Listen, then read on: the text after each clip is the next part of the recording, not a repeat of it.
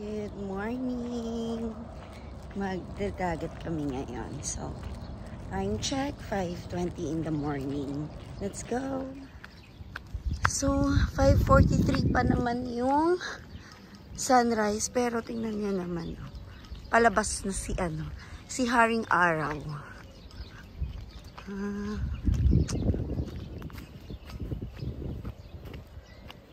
Naka-cinematic. Oh, mas paputi ka na sa akin. Very good.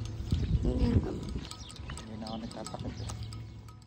Naglalakad na nga kami dito, naghahanap kami ng mapwepestuhan namin. At habang nga naglalakad kami ay ang dami naming naaalala kasi dito din yung first date namin sa kabilang banda lang. At madalas talaga kami mag-sunrise or sunset dito. Pero mas marami yung sunrise kasi nga mas gusto ko yung umaga. Kahit na effort sa paggising, caring lang kasi nga mas maganda talaga gumising ng umaga, banding kami. Ito lang yon sa halagang 25 dirhams, panalo na.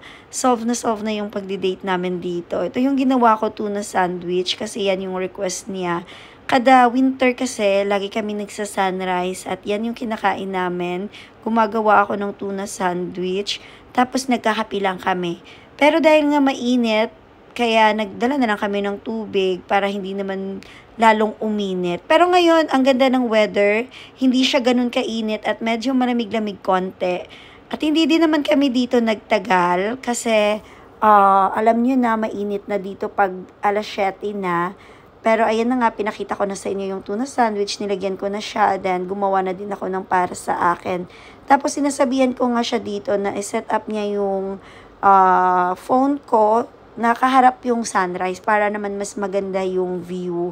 Yun lang nga, wala ako dito dalang tripod kasi nga, yung mga tripod ko na nabili na, ilang beses na ako talaga bumili, na iiwan ko talaga lagi sa trip namin.